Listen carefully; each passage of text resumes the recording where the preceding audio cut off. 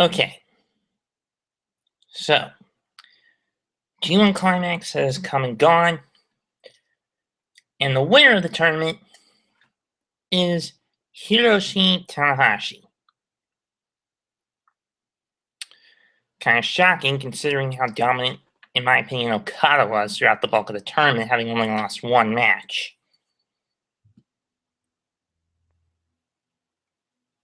Some notable performances and guys who did a good job throughout the tournament, in my opinion, were Goto,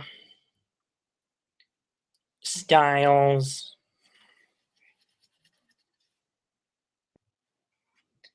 Anderson, as usual. I think Machine Gun Anderson, which baffles me.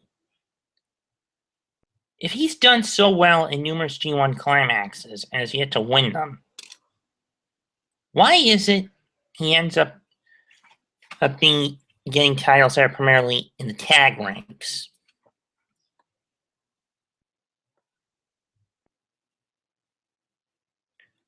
I mean, seriously, it doesn't really make sense to me.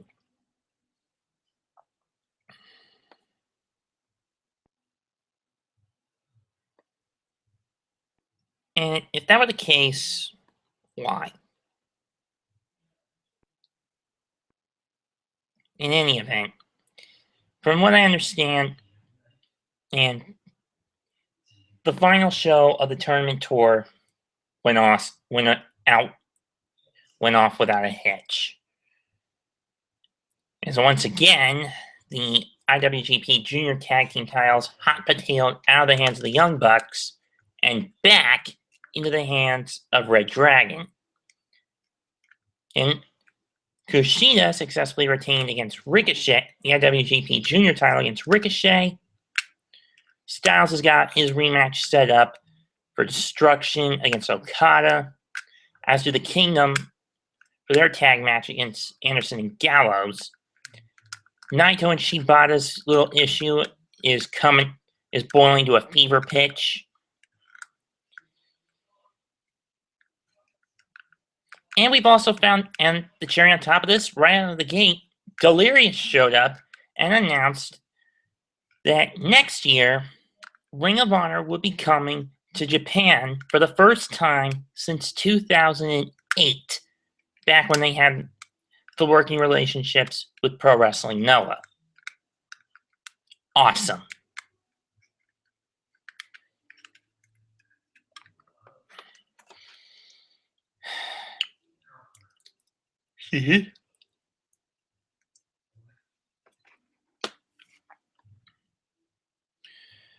Which is very interesting. I mean, not since 07-08 has Ring of Honor really gone off continent and out of the country, let alone out of the continent of North America.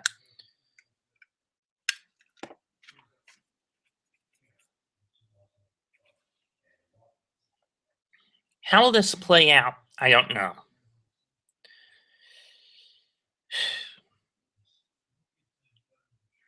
Which brings up my next question, is where we're going from here. Outside of what I mentioned for the Destruction events in September, in Okayama on the 23rd and Kobe on the 27th, Ring of Honor's Field of Honor weekend is coming up.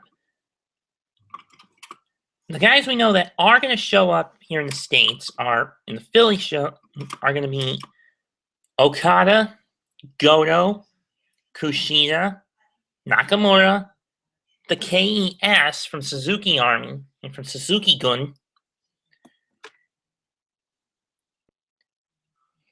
and that's about all I know.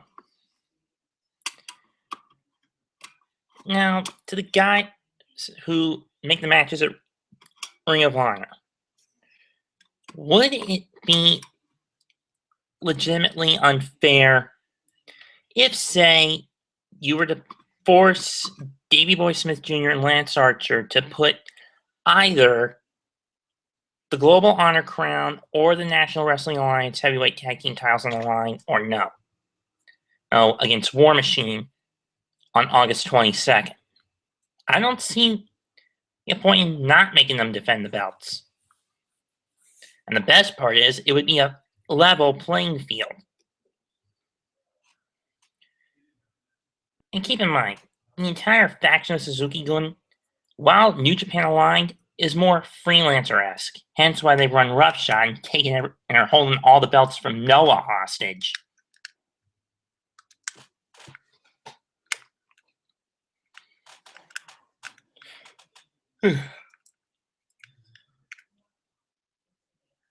As for the Climax tournament, are they trying to set up Tanahashi versus Styles or Okada versus Tanahashi again? Either way, it's going to be old hat, in my opinion. And keep also in mind, Tanahashi could lose that certificate, that briefcase, which contains the Wrestle Kingdom 10 title match contract inside, at any given point between now and January 4th in the Tokyo Dome, 2016 Wrestle Kingdom 10.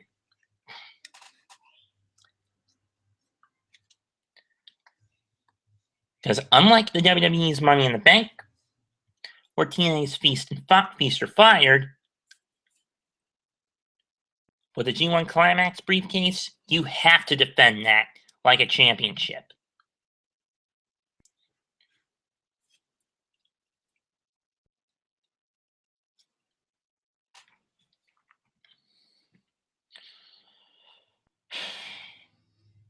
Well, actually, with TNA, you don't want the briefcase that has the pink slip inside.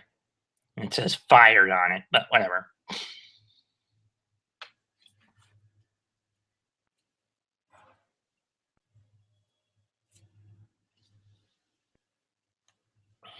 So, what do we see going in to Wrestle Kingdom? What feuds can they stretch out?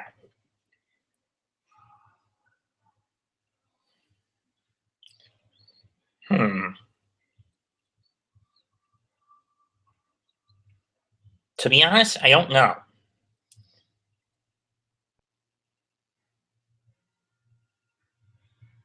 As for Red Dragon, now that they've got the IWGP Junior Heavyweight Tag Titles back, this could cut into their commitments between both New Japan and Ring of Honor. Can they handle the balancing act of being the champions of New Japan, but still full-time contractually obligated to Ring of Honor?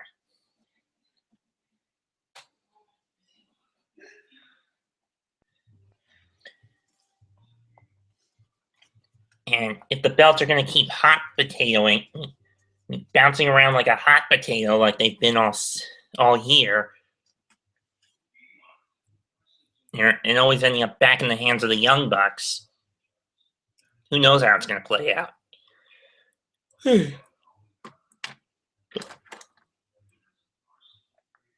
Opening match of the night was Captain New Japan teaming with Tenkoji.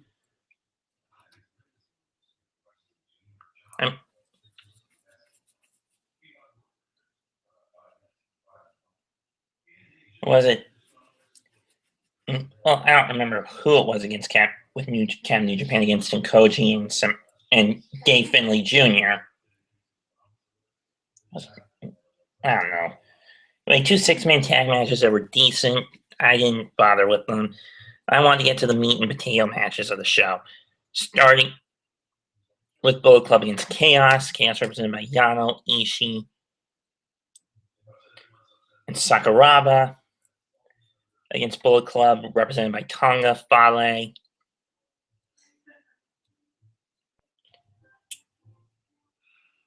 and Takahashi.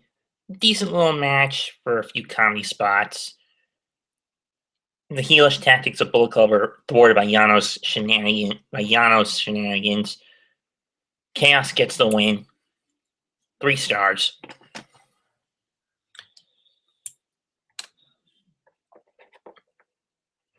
Next up was Makabe, Hanma, and Naito. I forget it. I don't remember the major matches, but Elgin's getting over in Japan after his victory over Yoshihashi. And given what's going down for him this weekend, he gets a one-on-one match against Goto in Brooklyn, not for the IC title, of course, though I wish it would be. Who knows how this has helped Elgin boot and continue his rebirth, as he's once again gunning for the Ring of Honor World title. As I mentioned, Styles may have crippled Okada with a Styles Clash at the end of tonight's six-man matchup against Chaos and the Kingdom.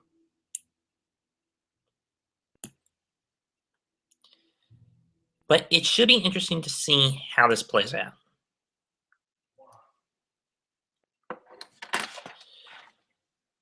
Regardless of who wins and who loses.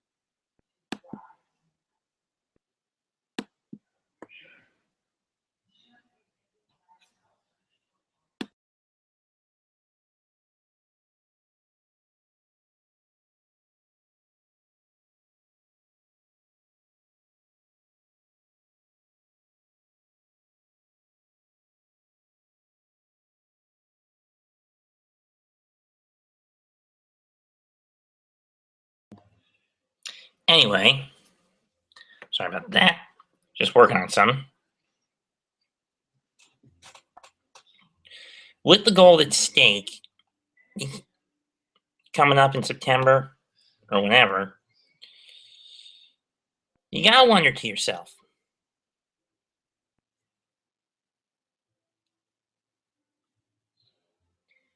can the belts stay in one spot? Beats me.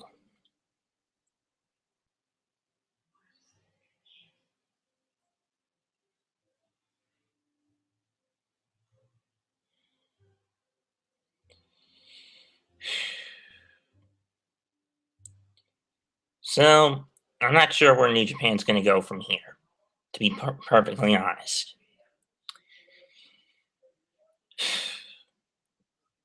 Let's move on to WWE news. Is it me, or has the WWE gotten more and more predictable with their main events and with their title fights? Okay, now I understand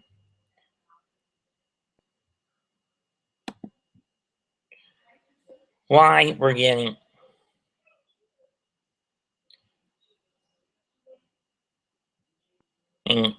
Rollins versus Cena in a winner-take-all match for the titles, and for both the WWE World Heavyweight and the US title. It's a contrast of champions, in my opinion. What do I mean? Simply put, one is a bona fide coward, Rollins, and the other is a fighting champion, Cena. Rollins has benefited from outside interference or convenient circumstances that allow him to manipulate match outcomes and enable him to keep the WWE World Heavyweight title. If you put him through a polygraph test with that question, and he said no, I guarantee he'd be a damn liar. He's a damn liar. If anything, the decision that happened in the Elimination Chamber from the second ref should have stood, and Dean Ambrose should have been the champion before having to drop it to Rollins at Money in the Bank. Not what actually happened back in May.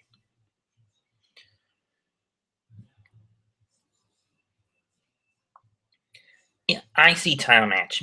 Ryback defending against Miz and Big Show. We were supposed to get this match at Battleground, but due to a staph infection, Ryback had to sit it out. Now that he's healed, we're finally going to get the match. Fine by me. That's fine by me. But if you ask me, the two central figures are Ryback and Big Show. Miz is a little more than a footnote in this match. He'll try to worm his way into getting a title shot and getting the title for a fifth time. But keep in mind, all three of these men have held that belt at least once. Granted, with Big Show, his only reign ended under very controversial circumstances, shall we say.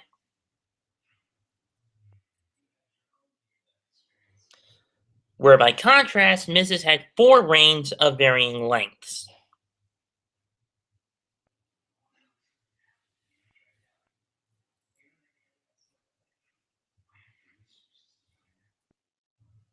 So, I don't know how it's going to go down in Brooklyn. In between those three. The next matchup that I want to talk about for SummerSlam. Neville and the Green Arrow, Stephen Amell versus Stardust and King Barrett. Waivers have been signed by Amell. The WWE will not hold any responsibility to whatever injuries he suffers.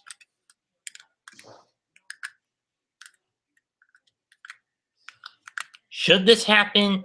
In my opinion, no, but given the war of words on Twitter Amell and Stardust have been having with each other, it was bound to happen sooner or later.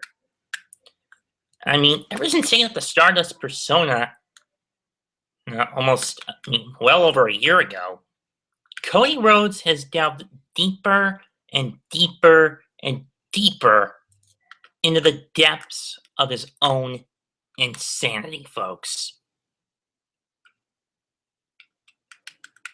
Is there any way to pull him out of the depths? At this point, I don't see any.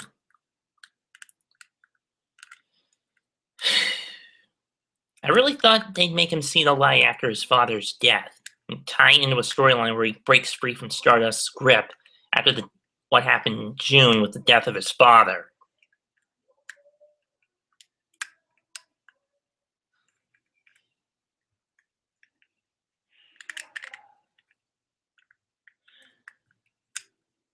I truly did.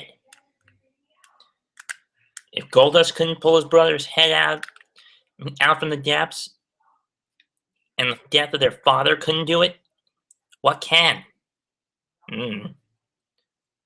Sheamus against Orton. We've seen this song and dance one time too many, and it gets boring real quick. We don't want it anymore. Wyatt's against Ambrose and Harper. Well, Reigns, I should say. Wyatt and Harper against Ambrose and Reigns. Last year, in my opinion, Wyatt and Shield should have been feud of the year. If they were going to milk it a little further than they ended up getting than it was.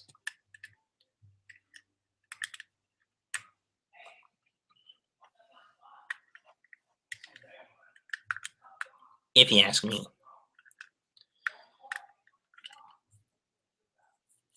Reigns wants to get rid of Wyatt after what happened at Money in the Bank, and how Harper more or less screwed Reigns out of a victory against Wyatt at Battleground.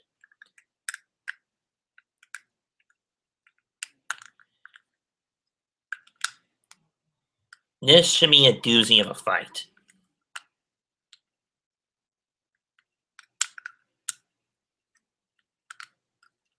Rusev against Ziggler, if Ziggler shows up. But from what I understand, Dolph's not going to be coming back to WWE until after the Slam. This match should have happened at the Slam, but we're not going to get it.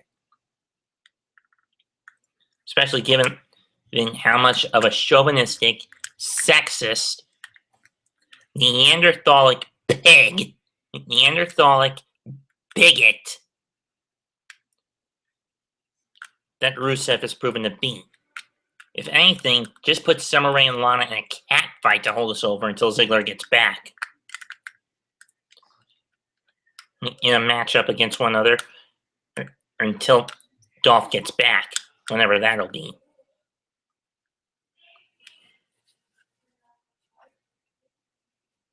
Then the match everyone's talking about.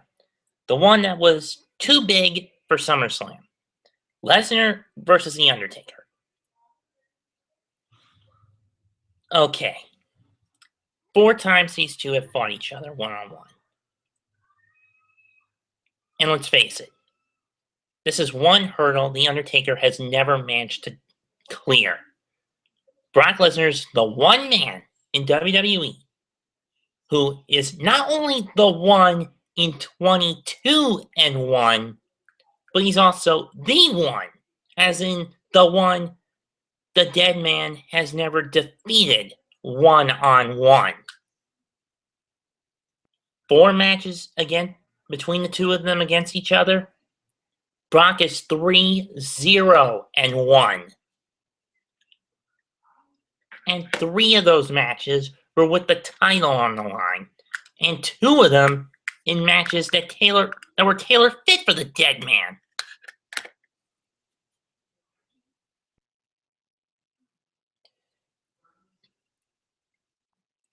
But The Undertaker has been wanting this for 16 months, since the streak was brought to an end at last year's WrestleMania. And The Undertaker was KO'd with a concussion that put him on the shelf for a year. And with Paul Heyman's constant bragging, boasting, and arrogant jabbering about how Brock conquered the streak and how Brock is the one in 22-1.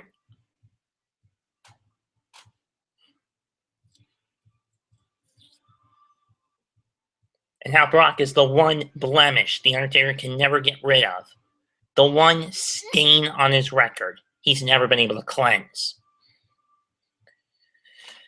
If they're trying to play this up with Lesnar being the face and Taker the heel,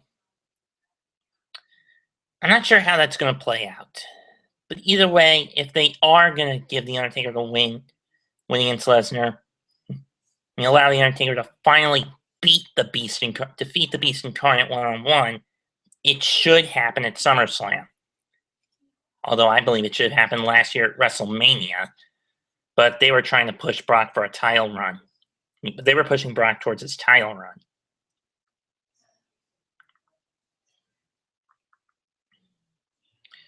So I don't blame them for rushing it along.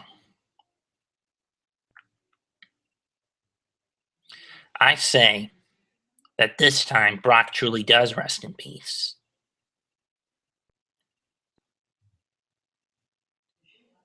I mean, let's face it.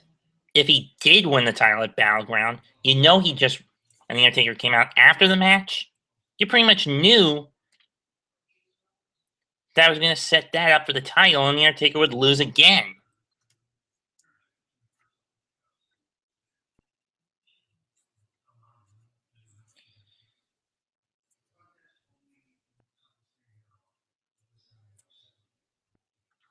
And Undertaker in title matches at SummerSlam, not very good. Outside of tag ranks, of course.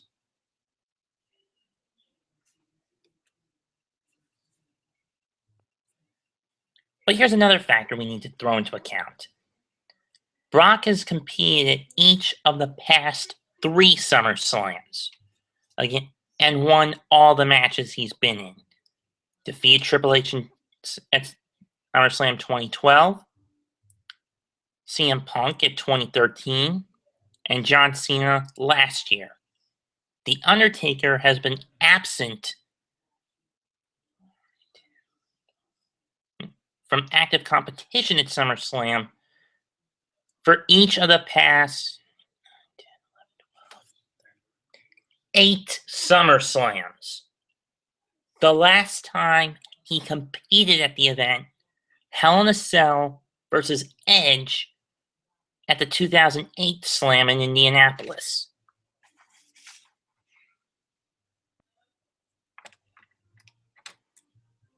So you gotta question if there's still a little rust on the dead man.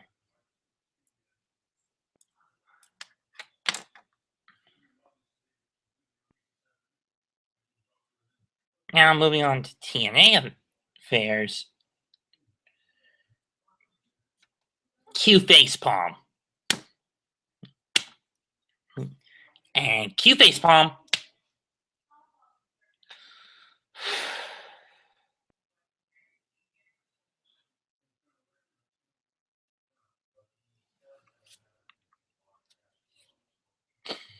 Why?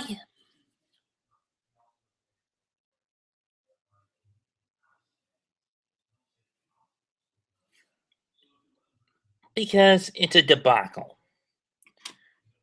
Even with the team up with Global Force Wrestling, it's just more or less Jeff buying back, and Jeff Jarrett buying back the company he created, and the first company he created with his new company. I really thought Jeff was gonna stay away from TNA, given how philandering, self-indulgent, and ridiculous they've gotten, trying to out WWE the WWE. I thought that with Global Force, we would get events from companies all across the globe. I mean, you look at the promotions Jeff roped in aside from New Japan to join GFW.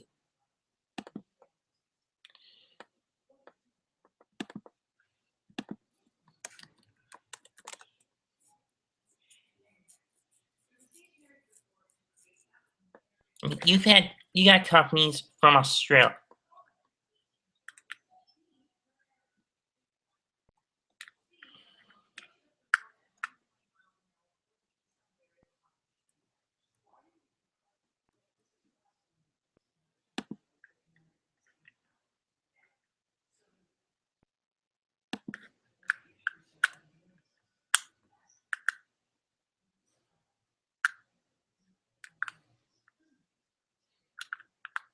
I mean, you look at the partnerships they have.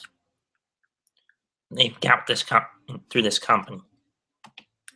New Generation Wrestling in Yorkshire, Impact Pro Wrestling in New Zealand, Explosive Pro in Australia, Emerald Wrestling Promotions in Ireland, AAA in Mexico, the Pro Wrestling Alliance Australia branch, Premier British in Scotland, Omega Championship here in the States, West Side Extreme in Germany, Wrestle Clash in Melbourne, Australia, WWP in South Africa. In addition to New Japan.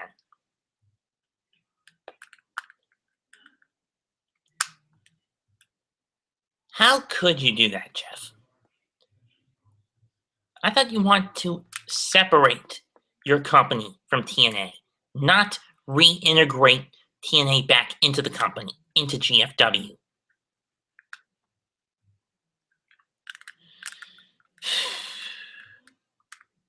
This is stupid.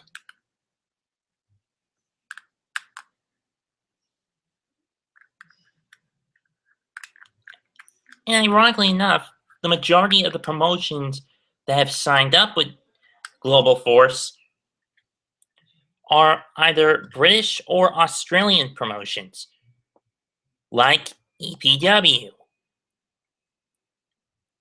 or Pro Wrestling Alliance Australia. Yeah. RCW, Riot City Wrestling, Wrestle Clash, and Wrestle Clash.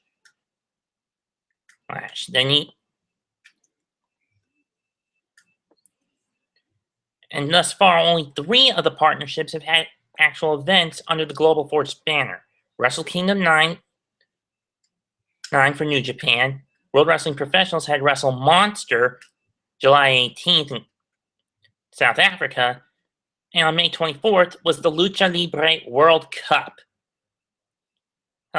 In front of 17,000 in the Palacio de los Portes in Mexico City.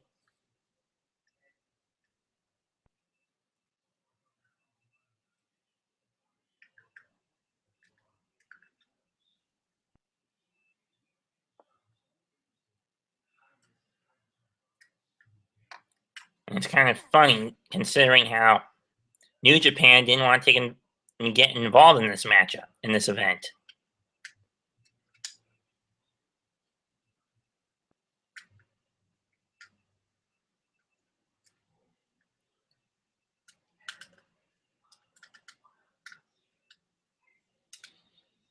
But whatever.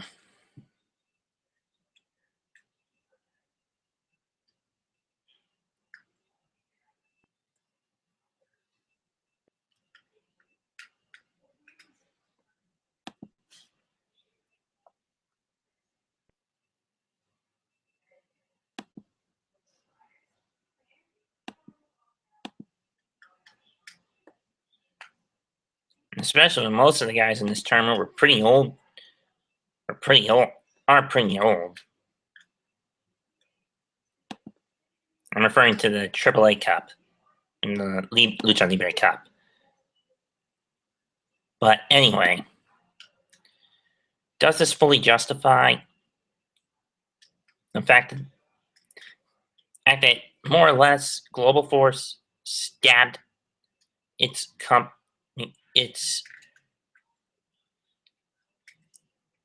corporation in the back by sticking guys from the TNA roster into their product? No, it doesn't. Now, don't get me wrong. Some of the guys they have are also on other contracts, like with Ring of Honor and Lucha Underground, as well as their home promotions, the ones I mentioned. But with that said, how long is GFW going to last?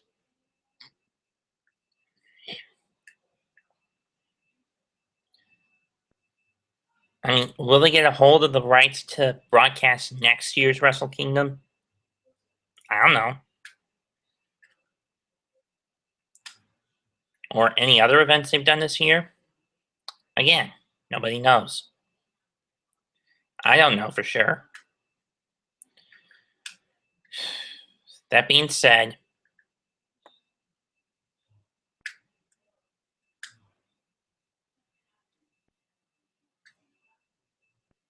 G1 Climax is come and gone. Tanahashi's got the title shot for now. Got the Wrestle Kingdom 10 title match for now. Can he hold on to it is the big question. And who will he face if it's not going to be Okada? It could be anybody between now and the next 3 months, 6 months. And from now to it could be anybody he faces. Anybody could become the champion within the next 4 to 5 months. And it doesn't have to be he has to face Okada. He could face guys like Nakamura, Naito, Ishii, Honma, Styles, Fale, Tenzan, Goto, Sakuraba, Shibata, Yano. Any of them could get title shots within that 5-month gap. And if one of them's lucky, they'll beat Okada and get their hands on the biggest carrot in New Japan. Or they could go after Tanahashi and get the title shot certificate that guarantees they will become the guy who challenges for the title at Wrestle Kingdom 10.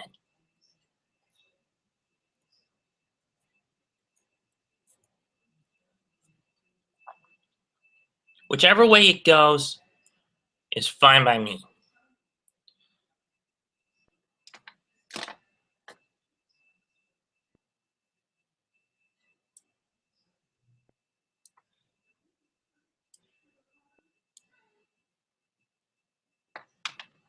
But with that said, I'm pretty much done with my first ever hangout.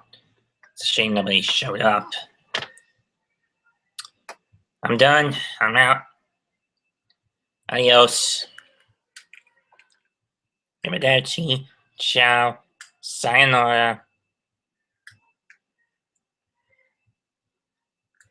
And In all other translations, does it mean farewell? This is Mets 2128 signing out. Peace.